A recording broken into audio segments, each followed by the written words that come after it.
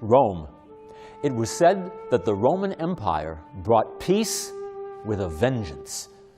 For Jews living in the Eastern Mediterranean in the 2nd and 3rd centuries of the Common Era, following 2 catastrophic revolts against their Roman overlords, the best thing to do was to get as far away from Rome's power and authority as humanly possible.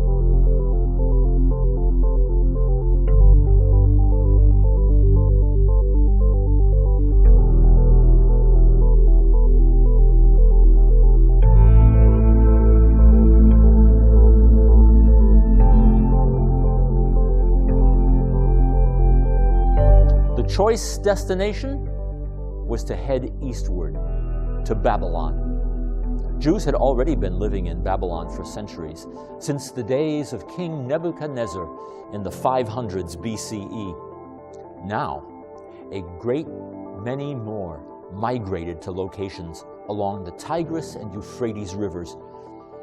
There, some of the largest and most prominent Jewish cities and communities were established, becoming the center of Jewish life, all the way up to the 13th century. The sages of Babylonia took upon themselves the massive task of codifying the whole of the law. Originally, it was all memorized via a lifetime of study. Only later was it written down, becoming the many encyclopedic volumes of Jewish literature we have today. The Talmudic academies, or yeshivas, of Babylonia followed the era of the Amoraim, or expounders, the sages of the Talmud, who were active both in Israel and in Babylon from the sealing of the Mishnah in 220 of the Common Era and until the sealing of the Talmud around 500 of the Common Era. There were also the Savoraim, or reasoners. They were the sages of Torah study, the houses, or Betei Midrash, in Babylon from the end of the era of the Amoraim in the 5th century until the beginning of the era of the so-called Geonim. The Geonim were the presidents of the 2 great rabbinical colleges of Sura and Pumbedita, and were the generally accepted spiritual leaders of the worldwide Jewish community in early medieval times. They stood in contrast to the exilarch, or Resh Galuta, who wielded secular authority over the Jews in Islamic lands. According to tradition, the exilarchs were descendants of Judean kings, which is why the kings of Parthia would treat them with so much honor. For the Jews of late antiquity and the early Middle Ages, the yeshivot of Babylonia served much the same function as the ancient Sanhedrin. They served as councils of Jewish religious authorities. The academies were founded in pre-Islamic Babylonia under the Zoroastrian Sassanid dynasty and were located not far from the Sassanid capital of Ctesiphon, which at that time was the largest city in the world. Even after the conquest of Persia by the Muslims in the 7th century CE, the academies continued to operate for 4 centuries under the Islamic Caliphate. Jews were also widely dispersed throughout the Roman Empire, and this pattern persisted to a lesser extent in the period of Byzantine rule in the central and eastern Mediterranean. To say that the militant and exclusive Christianity of the Byzantine Empire did not treat Jews well is a huge understatement. It's fairly obvious that the Jews fared much better when Rome was pagan. No one particularly cared which god their neighbors worshipped. Jews were even given special immunity from emperor worship. All that was to change when Rome became Christian in the days of the Emperor Constantine. As a proselytizing faith, Christianity could not allow deviation from its religious orthodoxy. Intolerance became official policy. Not surprisingly, the condition and influence of diaspora Jews in the empire declined dramatically. Christian leaders used the official power of Rome to convert Jews to Christianity. In 351 CE, the Jews revolted against the added pressures of their governor, Constantius Gallus, who put down the revolt and destroyed the major cities in the Galilee where the revolt started, Zippori and Lydda, site of two of the major legal academies. They never recovered. In this period, the Nasi in Tiberias, Hillel II, created an official calendar which needed no monthly sightings of the moon.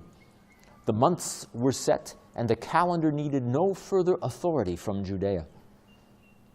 At about the same time, the Jewish Academy at Tiberias began to collate the combined Mishnah and the Baraitot, that is, explanations and interpretations developed by generations of scholars who studied after the death of Judah HaNasi. The text was organized according to the order of the Mishnah. Each paragraph of the Mishnah was followed by a compilation of all of the interpretations, stories, and responses associated with that Mishnah.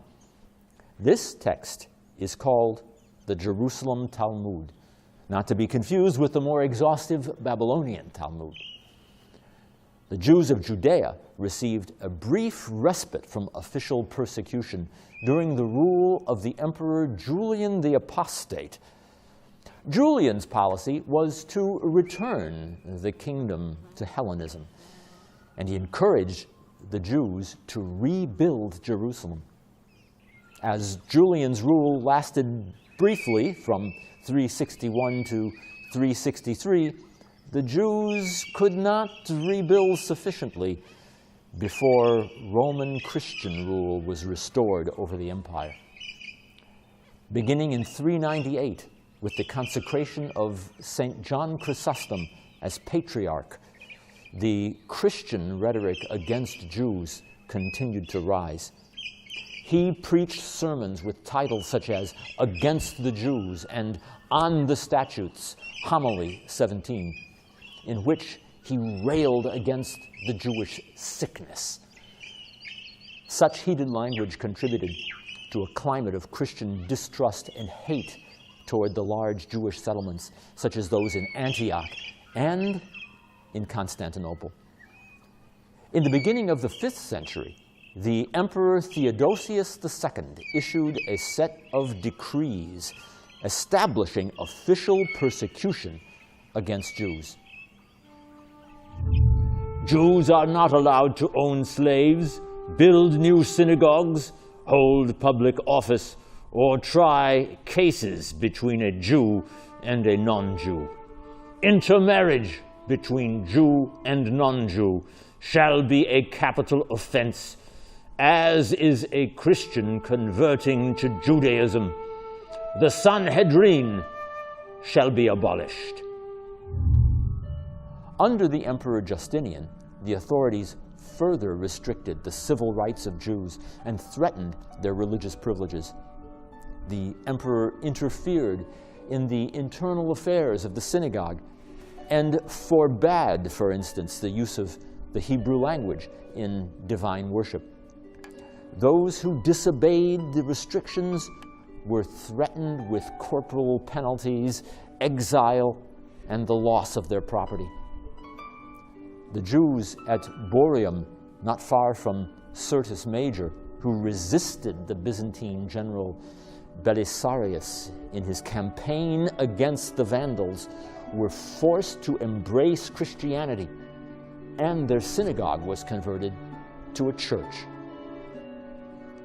Justinian and his successors had concerns outside the province of Judea, as he had insufficient troops to enforce these regulations. As a result, the 5th century was a period when a great many new synagogues were built. Jews found themselves adopting the rich art forms of Byzantine culture, many of those synagogues being adorned with beautiful mosaic floors. Jewish mosaics of the period portray people, animals, menorahs, zodiacs, and biblical characters. Excellent examples of such synagogue floors have been found at Bet Alpha, which includes the scene of Abraham sacrificing a ram instead of his son Isaac, along with a zodiac. We also find examples in Tiberias, Bet Shan, and Tzipori. The size of the Jewish community in the Byzantine Empire wasn't affected by attempts by some emperors, most notably Justinian, to forcibly convert the Jews of Anatolia to Christianity, as these attempts met with very little success. Historians continue to research the status of the Jews in Asia Minor during the Byzantine rule. The precarious existence of Jews under the Byzantines did not long endure, largely due to the explosion of the Islamic faith out of the remote Arabian Peninsula, where large populations of Jews resided. The Muslim Caliphate ejected the Byzantines from the Holy Land in 634 CE. Numerous Jews fled the remaining Byzantine territories in favor of residence in the Caliphate over the subsequent centuries. Caliph Omar permitted the Jews to reestablish their presence in Jerusalem after a lapse of 500 years. What about the charge that Jews and Muslims have never gotten along, and that the animosity goes all the way back to biblical times? Maybe people need to rethink that, given that the Islamic conquest of the land of Israel came as a great relief to the Jews. In those days, it wasn't the Muslims who persecuted Jews and the Jewish faith, but the Byzantine Christians. In fact, Jewish tradition regards Caliph Omar as a benevolent ruler, and one midrash refers to him as a friend of Israel. Indeed, the tensions today between the Jews of Israel and their neighbors are not at the core religious or cultural, they are political. But to fully appreciate the 15 centuries that brought us from that day to our own, we need a good deal more careful study and research. Are we up for it? Or what about you, Watson? It's all quite a bit more elementary than you might imagine. Stay tuned.